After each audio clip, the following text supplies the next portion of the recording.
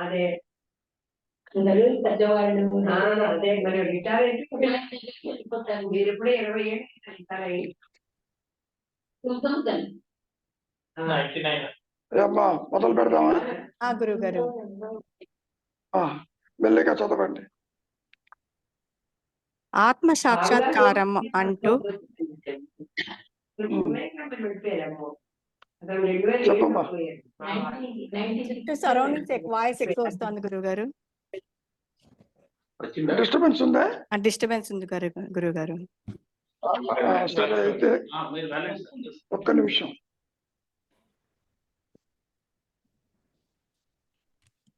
తల్లి.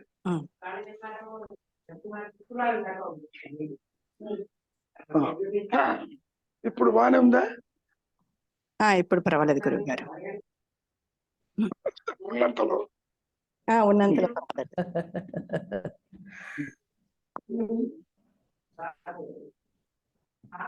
చెప్పమ్మా. ఆత్మ సాక్షాత్కారం అంటూ ఏమో అంటారు. నువ్వు ఆత్మ, అది సాక్షాత్ ఇప్పుడే ఇక్కడే, ఇంకా కారానికి చోటెక్కడా? ఈ వాయిస్ సరిగా లేదమ్మా, ఒకసారి మళ్ళీ రిపీట్ చేయి. ఆత్మ సాక్షాత్కారం అంటూ ఏమో అంటారు. ఓకే.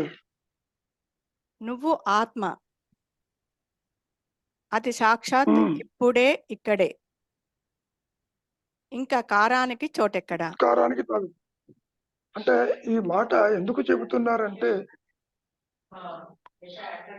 దేహాత్మ బుద్ధితో చూస్తున్నావు. దేహాన్ని చూసినట్టు ఇతరులను చూసినట్టు ఆత్మను కూడా చూడాలి. కాబట్టి నాకెప్పుడు ఆత్మ సాక్షాత్కారం అవుతుంది అనుకుంటున్నాను. అందుకని ఆ విధంగా చెప్పాను.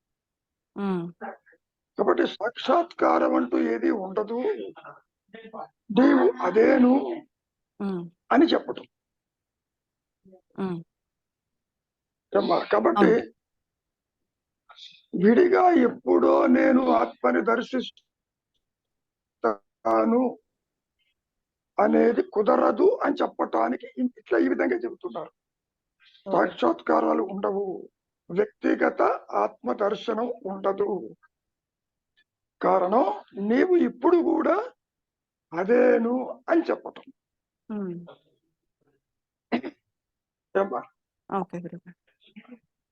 ఎందుకు చెప్పారు ఆ విషయం అంటే, నాకెప్పుడు ఆత్మ సాక్షాత్కరిస్తుందో, నేను ఎప్పుడు ఆత్మను తెలుసుకుంటాను అని నువ్వు అనుకుంటావని ఇట్లా చెబుతున్నారు. అటువంటిది ఏది ఉండదు అని చెప్పటం. మరైతే ఆత్మని ఎలా తెలుసుకోవాలి? తెలుసుకోవటం కాదు, ఆత్మగా ఉండటం. సాక్షాత్కారము అంటే నీవు అదే కాబట్టి అదిగా ఉండుటే అని చెప్పటం. మరి నాకు తెలియటం లేదు కదా అంటావు. తెలుస్తుంది. ఎప్పుడు? ఇంతవరకు నీవు తెలుసుకున్నది తెలుసుకోకపోతే ఎన్నో ఆలోచనలు వస్తూ ఉంటాయి. జీవ లక్షణాలు ఎన్నో ఆలోచనల వెంట పరిగెడుతూ ఉంటారు. ఒకటి కాదు, కోరికలు, బంధాలు, అన్యత్వము, శాస్త్రవాసనలు, అవి ఇవి ఒకటి కాదు. సంకల్పము తల ఎత్తకపోతే అక్కడ ఉన్నది నీ సహజత్వము అని చెప్పడం.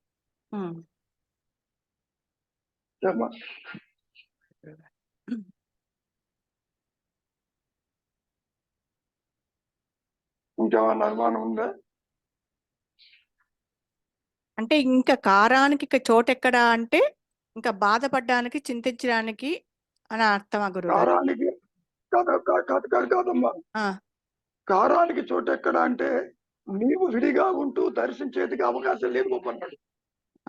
నీవు దేహాత్మ బుద్ధిలో ఉంటూ ఆత్మని దర్శించడానికి అవకాశం లేదు.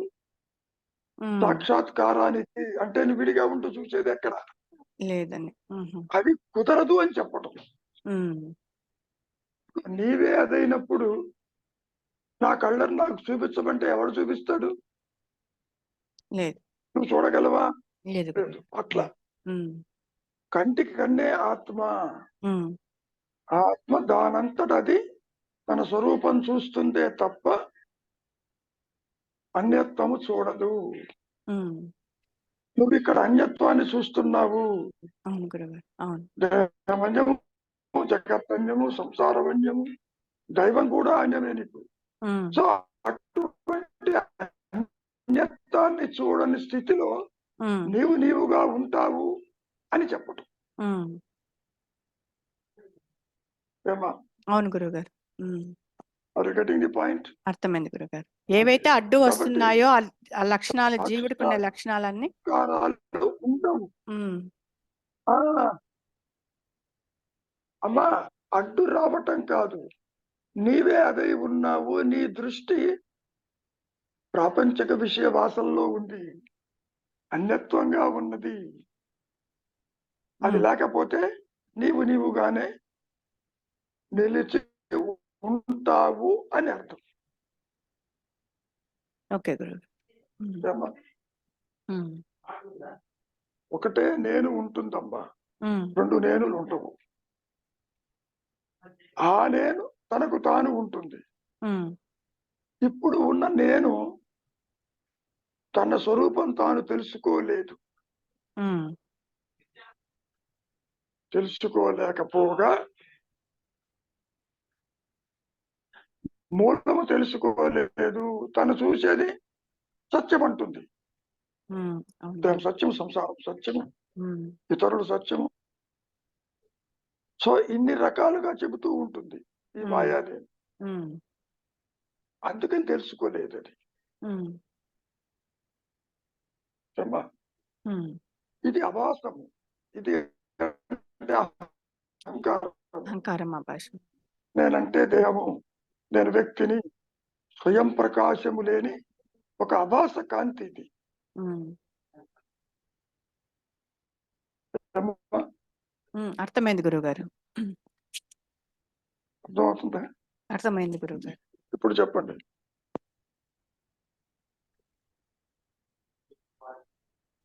గురుగారు చెప్తాలే. అలా ఒక ఇది పెట్టారు. నీ యందు నిక్షిప్తమై ఉన్న బుద్ధి అను వెలుగు ఈశ్వరుని అనుకుని చూడుము. మనసు, ఇంద్రియము, శరీరముల వలె చూడుము. కూడా అమ్మా, చెప్పు.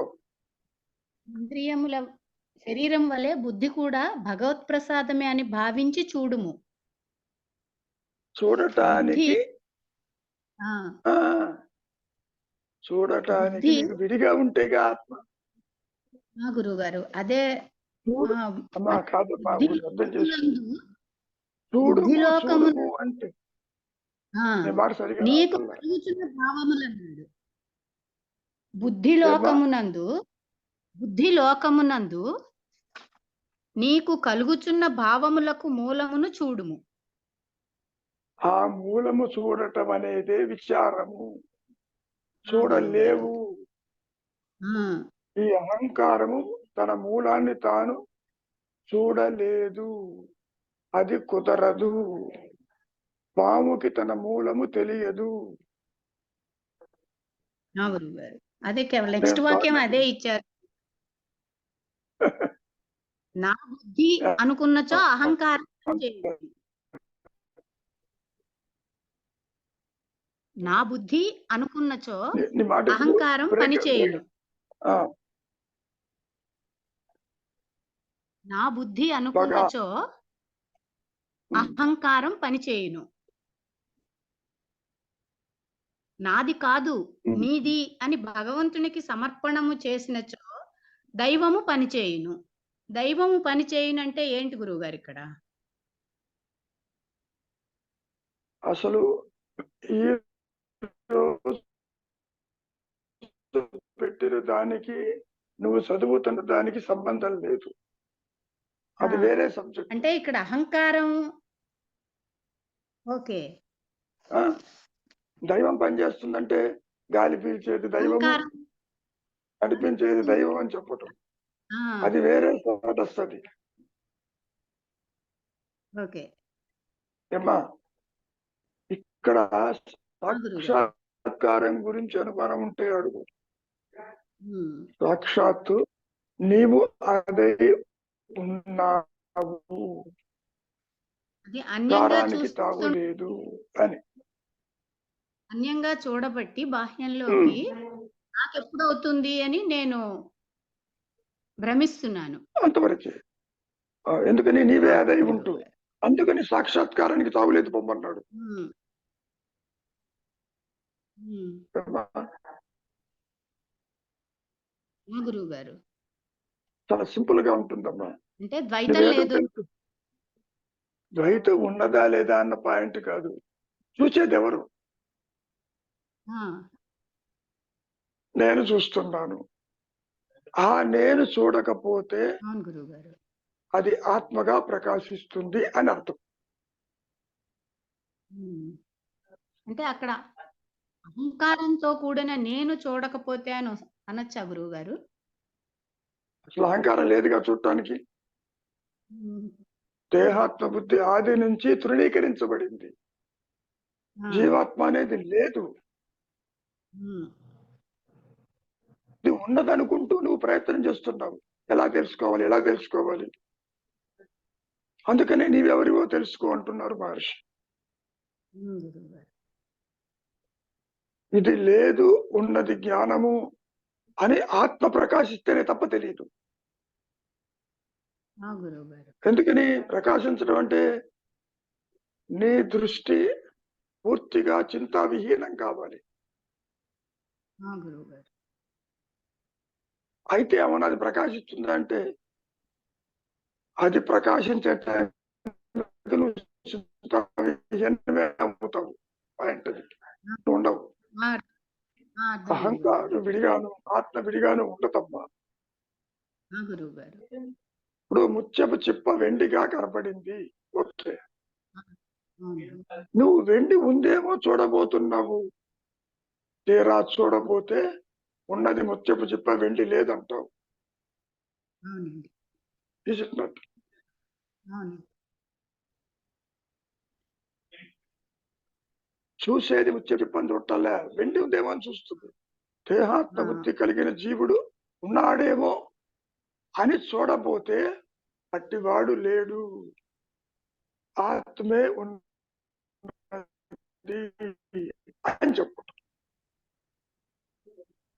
అంతేగాని అహంకారంతో ఆత్మను తెలుసుకోవటం కుదరదు. గురువు గారు. నీవెవరివో నీవే గుర్తించు అంటే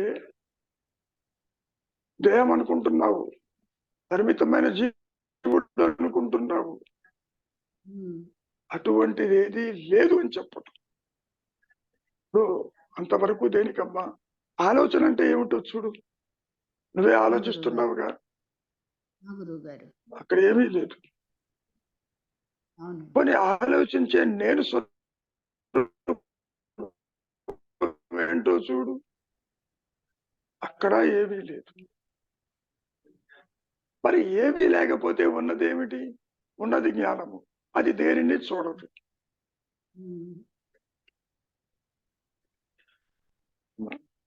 ఆత్మ అంటే అహం స్ఫురణ జీవుణ్ణి గుర్తించదు. జీవుడు అంటే దేహాత్మ బుద్ధి కలిగిన ఈ మాయా నేను ఆత్మని గుర్తించలేడు. Very simple. ఇంపాసిబుల్ గురువు గారు. ఏమా అర్థమైంది గురువు గారు. సమస్య ఎక్కడ వస్తుంది అంటే, దేహాత్మ బుద్ధితో ఆత్మని గుర్తించాలంటే కుదరదు. గురువు గారు. అందుకనే నాకు నా స్వరూపం తెలియటం లేదు అంటావు. గురువు గారు. కాబట్టి చూచే నేను ఇప్పుడు కూడా అభాస కాంతిలో చూస్తుంది. దేహాన్ని, జగత్తుని, జనన మరణాలని, ఇతరులని, దృశ్యాలని ఎక్కడ చూస్తుంది? ఆత్మ అనే తెర మీద చూస్తుంది. గురువు గారు. ఏమా ఎరుక ఒకటి ఉండబట్టి ఆ ఎరుక మీద ఇవి ప్రకాశిస్తూ ఉంటాయి. ఆ తెరని అంటకుండా ప్రకాశిస్తుంది మళ్ళీ. గురువు గారు. అందుకనే తెర మీద బొమ్మలు ఎన్ని పడినా అవి అసత్యము కాబట్టి తెరని బాధించవు అని చెప్పటం. గురువు గారు.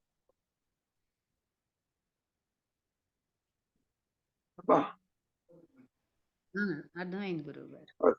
Are you getting the point? గురువు గారు. ఏంటైనా రవి ఉన్నావా? గురుగారు గురుగారు అయితే ఇప్పుడు ఈ అహంకారము ఉన్నంత వరకు తను తాను ఉద్ధరించుకోలేడు కదా గురుగారు. అహంకారం నిలబడంత కాలము జీవుడు ఉద్ధరించుకోగలడు. విను, అసలు అహంకారం ఉంటే ఉద్ధరించుకుంటుంది. పాము గనక ఉంటే ఉద్ధరించుకుంటుంది. అదే నేనెవరన్న విచారము. నువ్వు లేని అహంకారం ఉందనుకుంటున్నావు, లేని జీవభావన ఉందనుకుంటున్నావు, జీవుడు సత్యం అనుకుంటున్నావు. కృష్ణ పరమాత్మ గీతలో ఏమని చెప్పాడు? నువ్వు నేను పుట్టలేదు అర్జున అన్నాడు. ఇంకా ఉద్ధరించుకునేది ఏమిటి? అర్జునుడు ఆత్మై ఉన్నాడు, కృష్ణుడు ఆత్మై ఉన్నాడు. Where is the question of ఎవరిని ఉద్ధరించాలి? ఆలోచించు. ఈ పాయింట్ అర్థం చేసుకో. లేని పాము తాడు అవుతుందా? అవదు గురు. అంతే. ఉద్ధరించడం ఏంటి? ఉద్ధరించడం అంటే నీ ఉద్దేశ్యము వ్యక్తిత్వము అహంకారాన్ని అట్టి పెట్టుకుని ఆత్మదర్శనం చేసుకుంటే అది ఉద్ధరించడం. అది సాక్షాత్కారం. అంటే ఉద్ధరించడం అంటే ఇప్పుడు ఏది చేసినా ఈ అహంకారంతోనే ఆలోచనలు తగ్గుముఖం పట్టాలన్నా దీన్ని బేస్ చేసుకొని చేసుకోవాలి కదా గురువు గారు. అంటే ఆ పాతలో మూలానికి అసలు నువ్వేం చెయ్యక్కల్లా. నువ్వు ఏది చేసినా స్వరూప జ్ఞానానికి విఘాతం కలుగుతుంది. అందుకే ఊరక ఉండు.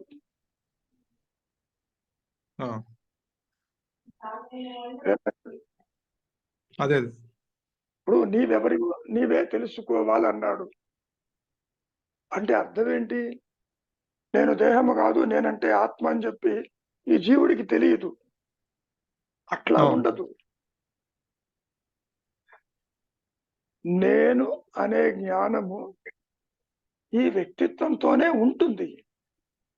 కానీ నీ దృష్టి వాసనల వైపు, సంసారం వైపు, అన్యత్వ వైపు ఉంది కాబట్టి ఆ దృష్టి మరల్చు అని అర్థం. వైరాగ్యం నీవు ఆ దృష్టి అంటే గురువు గారు ఇప్పుడు వైరాగ్యం చేత ఆ దృష్టిని అంతర్ముఖం చేసినప్పుడు అక్కడ అంటే మళ్ళీ అహంకారం యొక్క సహాయం తీసుకోవాల్సిందే కదా అని నా ఉద్దేశం. అహంకారం సహాయం తీసుకోదు, జ్ఞాన సహాయం తీసుకుంటుంది. జ్ఞాన సహాయంతో నష్టమవుతుంది. లేని పాము వెతుకుతున్నావు. అది ఎక్కడ భయం కలిగిందో అక్కడికి పోతే అక్కడే తాడు కనపడింది నీకు. ఇది బాగా అర్థమవుతుంది. పాము భయం కలిగింది నీకే, తాడును చూసింది కూడా నువ్వే. ద్వైతంలో చీకటి నుంచి వెలుగు చీకటి నుంచి ట్రేస్ చేస్తున్నప్పుడు స్టార్ట్ అయ్యేది చీకటి నుంచే కదా గురువు గారు, అజ్ఞానం నుంచే కదా స్టార్ట్ అయ్యేది. ఇక్కడ అజ్ఞానం అనేది ఉంటే అనుకోవచ్చు, అజ్ఞానం లేదు, ఉన్నదే జ్ఞానం. అజ్ఞానం ఉందని అనుకుంటున్నావు కాబట్టి ఎవరికి అజ్ఞానం అని ప్రశ్నించమంటాడు. నాకు ఆత్మ తెలియటం లేదంటున్నావు కాబట్టి తెలియని వాడెవరు చూడు ఉన్నాడేమో అంటాడు. అట్టివాడు లేడు, ఉన్నది ఆ ప్రశ్న ఆత్మ అని చెప్పండి. అంటే ఆ ప్రశ్న వేసేది కూడా అహంకారమే కదా గురువుగారు. అహంకారం వేసుకున్నప్పటికీ తాను దేహంతో ఉన్నాడనే అనుకుంటున్నాడుగా. ఆ, దేహ ధర్మాలు ఈ ధర్మాలు అనుకుంటున్నావుగా. దేహం అవును. పుట్టుక నీ పుట్టుక అనుకుంటున్నావుగా. అవును. ఏందైనా ఆ, తన మూలము తాను తెలుసుకోలేడు. First point.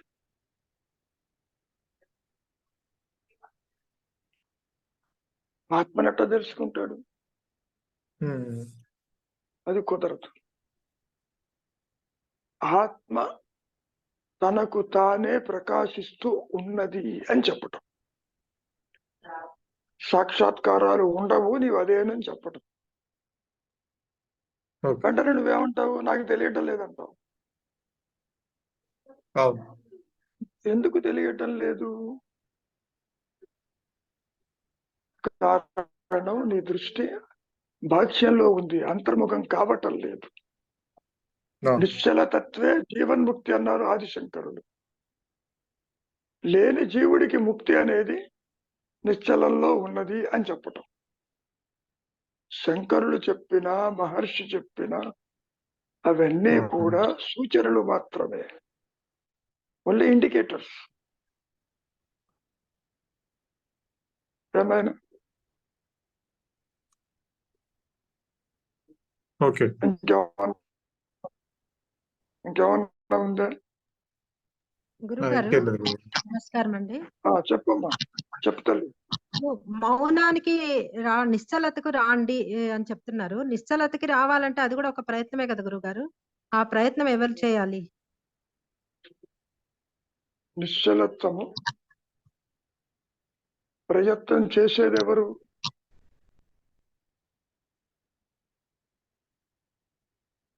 ఎవరు చేస్తున్నారు ప్రయత్నం? చెప్పమ్మా.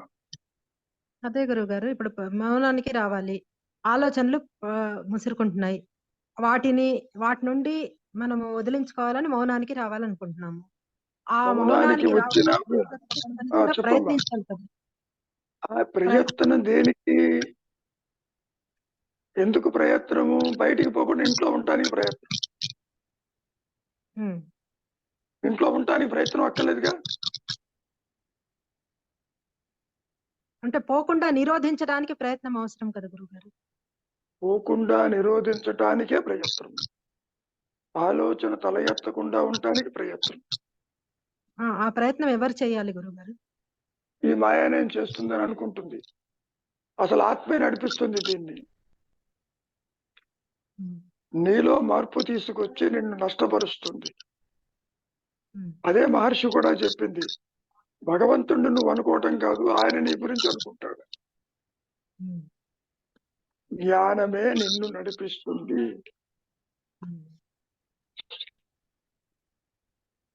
ఏమ్మా? సరే, అర్థమైందా? అర్థమైంది గురుగారు. కాబట్టి ఊరికే ఉంటే ప్రకాశిస్తుందా అన్న ప్రశ్న కూడా ఉంటుంది. ఊరికే ఉంటే ప్రకాశించటం కాదు, దానంతటి ప్రకాశించినప్పుడు సృష్టి ఎగిరిపోతుంది. ఓకే ఏమ్మా? ఇంకేమి లేకపోతే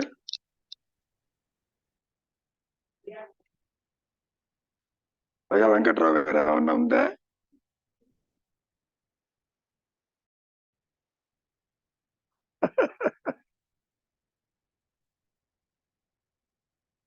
అది అన్మ్యూట్ చేసుకోండి, వినపడుతుంది. అన్మ్యూట్ చేసుకోండి, మీ మాట వినపట్టాలి. ఇప్పుడు వినపడుతున్నదా? వినపడుతుంది. నిశ్చలత్వానికి రావాలి, అది మెయిన్. నిశ్చలత్వానికి వస్తే కానీ ఇక్కడ మనసు నిలకడగా ఉంటే కానీ. నిజమే, నిశ్చలత్వం వచ్చినా రాకపోయినా ఆత్మ తలుచుకుంటే అది ప్రకాశిస్తుంది, ఎగిరిపోతారు. అట్లా నిన్ను నడిపించేది ఆ జ్ఞానం అని చెప్పటం. అవును మానవ ప్రయత్నం అంటే నిశ్చలత్వానికి రావాలి అట్లీస్ట్. మానవ ప్రయత్నంలో అట్లీస్ట్ నిశ్చలత్వానికి వస్తే తర్వాత ఆత్మ చూసుకుంటుంది తనంతా కదా.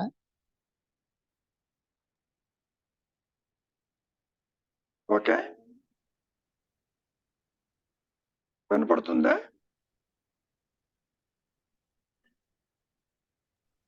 వినిపిస్తుంది గురువుగారు.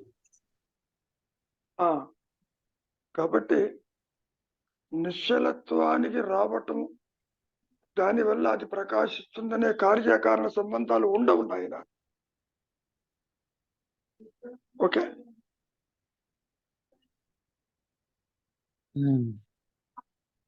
సరే, క్లోజ్ చేద్దామా మరి అయితే? ఇంకేం లేకపోతే ఏమ్మా పద్మజ, ఉంటాను. ఓకే గురుగారు.